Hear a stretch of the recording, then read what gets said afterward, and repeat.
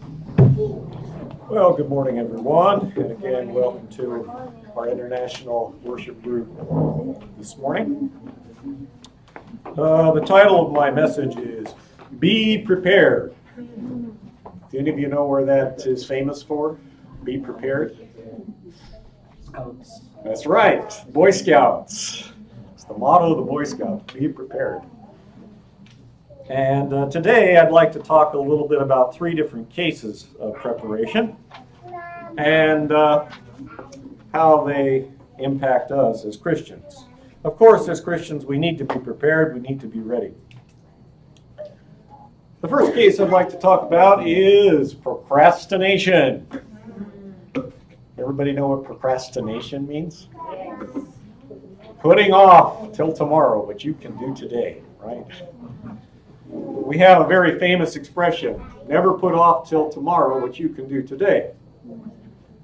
Procrastination is a problem many of us have. I certainly do. Throughout my life, I've always put things off. It's made me very efficient, but it's also a part of a problem for me because sometimes it causes me a lot of unnecessary stress. When I was a student, I enjoyed many things besides studying. Playing with my friends, reading books. Study was always a distant priority for me from when I was very young. Part of it was because I started reading when I was very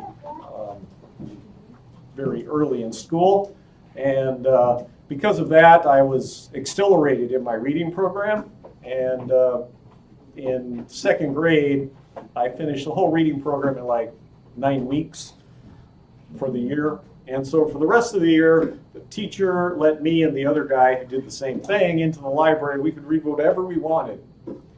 And so I read hundreds of books in my second year of school and developed all kinds of interest. And compared to my textbooks, library books were much more interesting. So all the way through elementary school and high school, I was always carrying books around. 2 or 3 books. I usually read 3 or 4 books a week. And I usually read my books instead of my textbooks because they were more interesting and more educational. But of course, the problem was my studies suffered because the textbooks often contained information my library books did not. And because of that, I often put off doing homework because I enjoyed my reading, my outside reading. So usually when deadlines came for projects, I was madly rushing at the last minute. Exams the night before, reading through the textbook to see what I missed. Because I was a fast reader, it was easy to do that. And I can remember in university I took an economics course. And one of my good friends, we both took the same class together. And he went to class faithfully every day. And he did his homework every day. And he studied every day. And I read the book the night before. And at the end, we both got the same grade. He was not happy. It wasn't a great grade. It wasn't a great grade. But it was a passing grade, which was all I cared about. And the most extreme case for me was one semester. I was a history major, and so most of my classes didn't really have homework or daily assignments. Instead, we had reports and projects that we were to prepare and finish by the end of the term. And I was taking about 4 or 5 history classes that semester, and so I had a lot of papers to prepare. And naturally, I waited till the last moment. And so test week came, and I had 1 week. And I went to the library and brought back all these books. And for 1 week, my roommate and I, who also procrastinated, we were up almost all night, every night, studying and reading and writing and typing. One of us was awake all day. When one of us was sleeping, the other person was awake. It was a very stressful week for me and for him. And after that, I realized that I needed to change a little bit. And after that, I started making schedules and timelines so that I wouldn't be caught in that situation again. Procrastination is a very strong problem that most of us have. And procrastination is putting off, not getting ready now, thinking I'll have time to do it in the future. And in the Bible, we have a very famous story of procrastination. Paul, and you can read about this in Acts chapter 26, and that's found on page 1085, 1086. Acts 26, verses 28 and 29. In this story, Paul was a prisoner, and he was brought before the Jewish king Agrippa and his queen Bernice, and he was also there with the Roman governor. And he presented the gospel to these listeners. And of course, Paul was a very powerful speaker, very persuasive.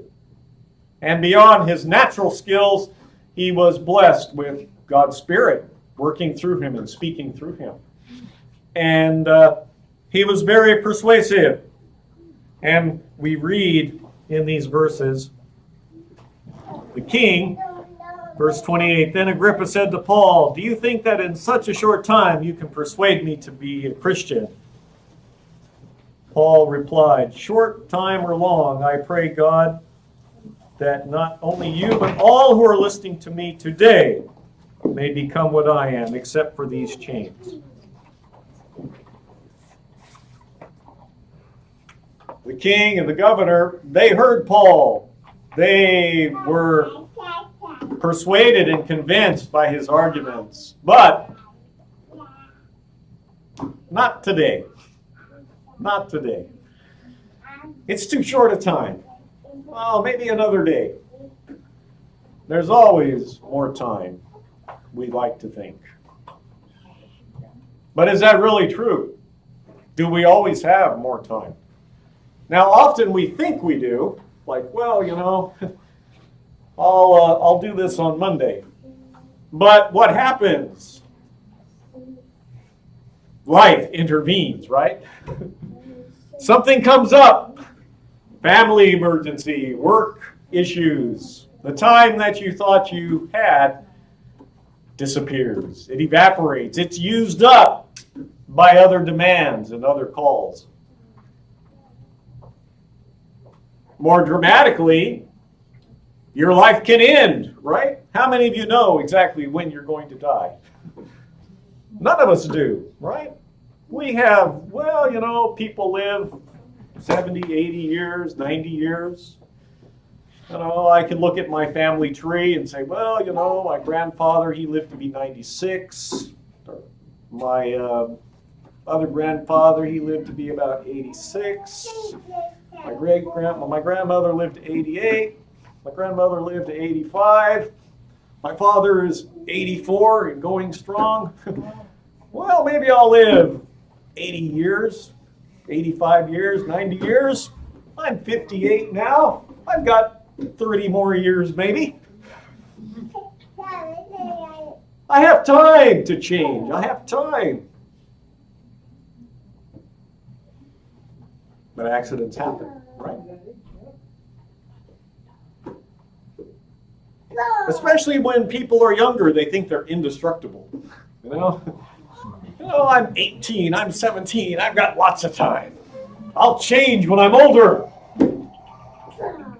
I can remember in high school, university, some of my friends, oh, you know, I know that drinking is not good for me, or smoking is not good for me, or this is not good for me, but, you know, when I get older, I'll change. No, I'll change when I'm in university. Or when I graduate. You know, that's a change of time in life, and I'll change then. And as I got older, I heard other things. Well, you know, when I get married. You when I get married, I'll make some changes. Now, of course, marriage does cause change. You're living with someone else, you've got to make some changes and adjustments to life. But that by itself isn't going to mean you're going to make all the changes you should. Sometimes marriage causes more stress and more problems, which might keep you from making changes that you should be making. And some people say, oh, well, after I have children, when I have kids, then I'll stop doing this or I'll stop doing that. What's the common theme? The future. The future. Not today. Push it off till tomorrow. But you know what they say, tomorrow's coming but never comes, right? And that's too often what people are like when they procrastinate. They just keep pushing it off and off and off. And procrastination is habit forming. Once you put something off, it's easier. It becomes your custom, your habit. It's the pattern of thinking that you've ingrained in yourself. Putting things off is not wise, because you don't know whether you will have the opportunity to do what you need to do in the future. Now, there's another kind of problem with preparation: false preparation. When I was in junior high school, I went backpacking for the first time.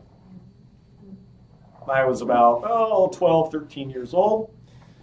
And I went on a 7-day backpack trip with my church. There were about 25 people from the church, all ages. We had people, children, 6, 7 years old. The oldest person was maybe in their 70s. We went up to the Sierra Nevadas, up in, actually it was in Yosemite National Park. Some of you may have heard of Yosemite or been to Yosemite. Very beautiful place called 10 Lakes. There were 10 lakes in that area. We spent a week hiking and camping in that area. Now, I had been in Pathfinders before, so I had gone camping before, and I knew about getting ready. And so I had my backpack and my sleeping bag and prepared all my food, and that was pretty much set. But a friend of mine had not been in Pathfinders, and he had never gone camping before. He had never gone backpacking before. He was a very smart guy. He's smarter than me, actually. Today, he's working for Facebook. He's a computer engineer, software designer, world famous, travels around the world. He's worked in Switzerland for some international UN agency before he went to work at Facebook. Very famous, very rich, very smart, very clever. But for this camping trip, he was a fool. He thought he was ready. I said, well, Kent, what do you got? Well, I've got this knapsack. I said, a knapsack? Yeah, it's not bad. It's big enough. I can put everything in it. I said, well, it doesn't really have a belt. You're not going to be able to support the weight. All the weight's going to be on your shoulders. That's going to be kind of uncomfortable. Oh, it'll be okay. I looked at his straps. Kent, those are just leather straps. That's fine. They're flexible. But when you're carrying 30, 40 kilos of weight and you're hiking 20 kilometers, leather straps, what do you think the shoulders were like? Very cut up. The leather just dug right into his shoulder. There was no padding on the straps. And he had no belt. So all the weight was on his shoulders. And his shoulders were very bruised and red by the time we got to our camp. Now, Kent's problems did not end there. When it came time to eat, it's like, well, Kent, where's your food? Oh, I just have this bag of gorp. Any of you know what gorp is? Heard that expression before? Gorp is, another word is called trail mix. Trail mix. So it's a mix of like maybe some oatmeal and some peanuts and some chocolate chips and raisins just all shaken together, and people eat it as a snack, usually while they're hiking.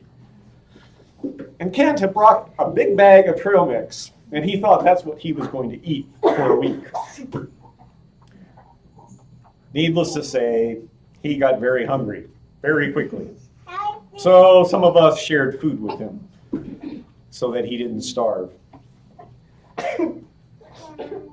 Kent was wearing tennis shoes. Now, tennis shoes are very comfortable. They're great for running. They're not very good for hiking. First of all, there's not much ankle support. So if you're walking, you have a better chance of tripping, twisting your ankle, especially if you're carrying a backpack. Also, tennis shoes, the soles, very thin. So as you're walking, you step on all those rocks and things. By the end of the day, your feet are very, very sore if you're wearing tennis shoes, if you're hiking. If you're going to go hiking or trekking, you need proper boots or trekking shoes designed for that kind of thing. And so Kent had very sore feet, and he twisted his ankle once or twice. He had trouble because he was not properly prepared. He thought he was, but he was not. In the Bible, we have a story of people who were not properly prepared either. And I'm sure all of you know of that story. It's found in Matthew chapter 25. Matthew chapter 25, the first part of the chapter, from verse 1 to 13. We have the parable of the 10 virgins, right? We have these 10 women. They were going to a wedding feast, a wedding reception, very popular event. And they were all looking forward to it.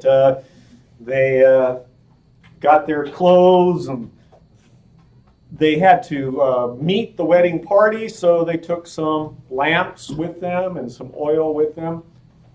But you know, some of the girls were not fully prepared. You know, they didn't take enough oil. They didn't anticipate the possibility that they might have to wait longer than was scheduled. They didn't have enough for emergencies. And so they ran out of oil. And they had to go looking and looking. And because they were looking for oil, they missed the party. Right? The bridegroom and the groom came. Bride and groom came. The party went off. And they were left outside because they were not properly prepared. They thought that they had enough. They thought they were ready, but they were not. And there are a lot of people today who fall into this category. You know, they think, oh, I know what I need.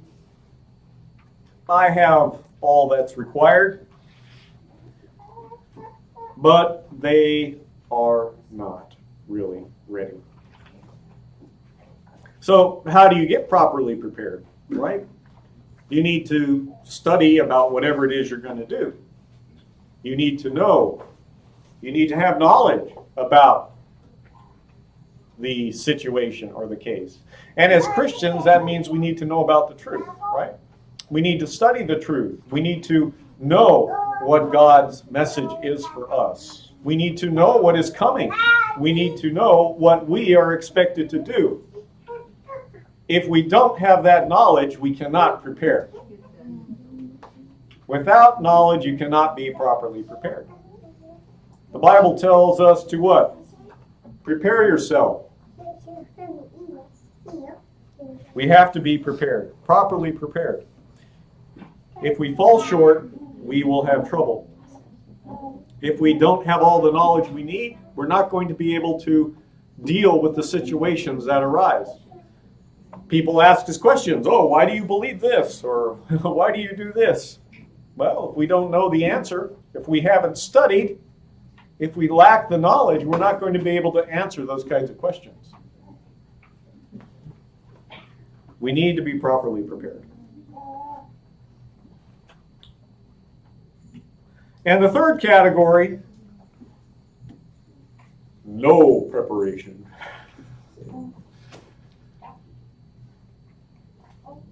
Now, people who make no preparation, it's not that they're ignorant. They may be aware of a situation, but they simply don't do anything. A classic case, I'm a teacher.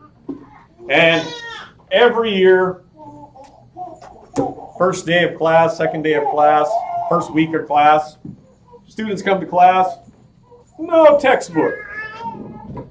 Like, how do you expect to do the work when you don't have a book? We have activities. You need the textbook to do the activities. No pencil, no pen. How are you going to write anything? How are you going to fill out the worksheets that you need to turn in if you don't have a pencil or pen? And, you know, it's kind of ironic in Japan because the Japanese are very obsessive about being prepared. You know, most students, do you have a pen? Oh, they bring out a pen case. They've got 20 pens and pencils, all different colors. And, most Japanese students are very well prepared. Oh, please take notes. Okay, they get out their notebook. They've got all these memo books already. But most students are well prepared. And it starts very young. My children are going to daycare center, and it's like, okay, they need to have a pencil and a special eraser, and we have this little bag we put it in for them every morning, and they have to make sure they have it, and they put it in their backpack. They start training them very small. These are the things you need.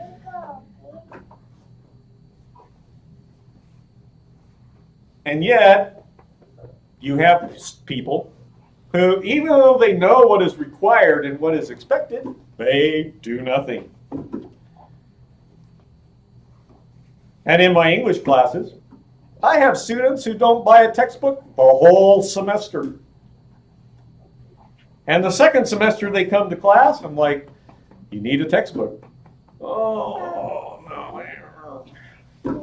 I've had students spend the whole year in my class without a textbook. Now, it's not that they don't know. They just don't bother to do anything about it. And you might smile and laugh, but there are a lot of people like that today. They have information, they know about what they should do, but they do nothing about it. And I'm guilty of that too, in some cases and in some ways. For example, diet and food. I know that there are some things that are not healthy for me. And yet, I like snacks. I enjoy having potato chips sometimes. I like a little bag of chocolate. I know that's not good for me. It's not good for my waistline. But knowledge is not enough, right? Knowledge is not enough. If you want to change, if you want to be healthier, if you want to lose weight, you've got to do something about it, right? Simply having the knowledge is of no benefit at all. The Bible says the devils know, right? The devils believe, but they do nothing about it, Even if you believe, belief is not enough, right? We talk about what? Faith is what? Belief plus action, right? Even if you believe something, if you don't do anything, you're not going to get any benefit of it from that at all. And there are many people in the world today, and many Christians today, who know truth but are not acting on that truth. They know what God requires, but they do nothing about it. And unless you prepare yourself, unless you take steps to use what God has given you, you are going to have problems. God gives each person opportunities. God gives each person talents, skills, time. What are you doing with those things that God has given you? Right? Jesus told the parable of the servant. Different servants were given different talents. Each servant came back. They presented the results of their use of their talents. Now, did the master say, well, why don't all of you have 100 talents? No, he didn't, right? Each servant was judged case by case. The servant who had much, much was expected. The servant who had little, little was expected. But each was judged based on what they were given. Each of us has been given things by God. And each of us are going to be judged with what we did with those things that God gave us. And that's very, very important, because in our society today, what do we tend to do? We look at other people, right? It's like, oh, look at him. I'm better than him, so I'm okay. You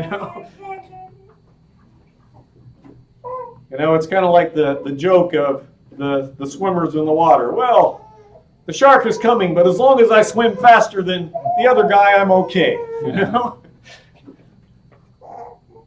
The shark will get the slow guy. I just have to swim faster than him. But that's not the way God looks at us, and that's not the way God is going to judge us. We will each be judged according to what we were given and what we did with that. No preparation or lack of preparation is not going to be an acceptable answer when we face judgment. In 2 Peter 3, verse 3,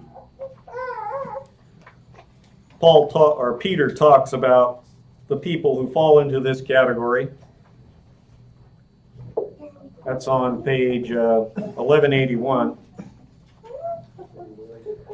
First of all, you must understand in the last days scoffers will come, scoffing and following their own evil desires. They will say, where is this coming he promised?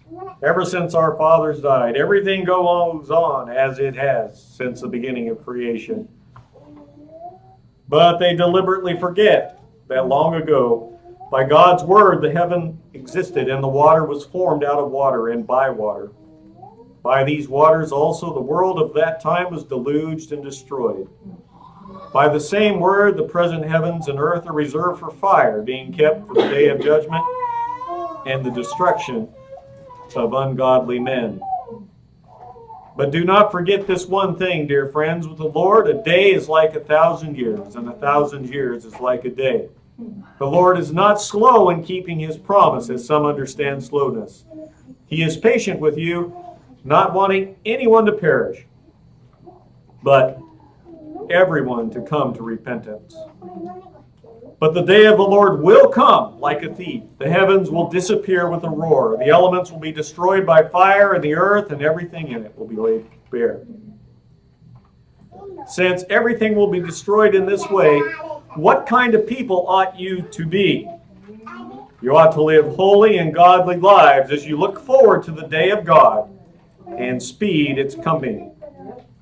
That day will bring about the destruction of the heavens by fire, and the elements will melt in heat. But in keeping with his promise, we are looking forward to a new heaven and a new earth, the home of righteousness. So then, dear friends, since you are looking forward to this, make every effort to be found spotless, blameless, and at peace with him.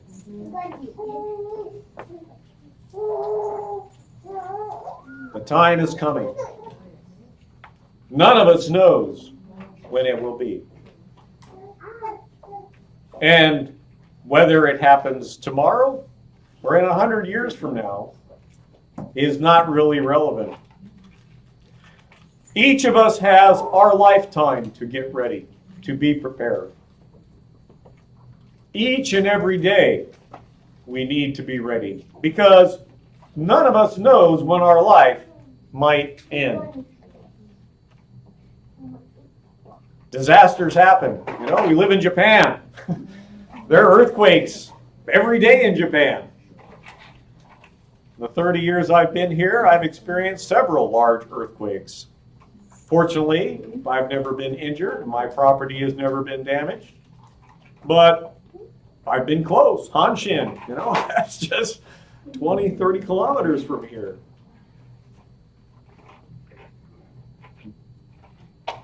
The people who died in that earthquake, they weren't expecting it. And that kind of earthquake could happen here tomorrow, tonight, and life would be over. None of us knows how much time we have. We need to be prepared each and every day. Amen.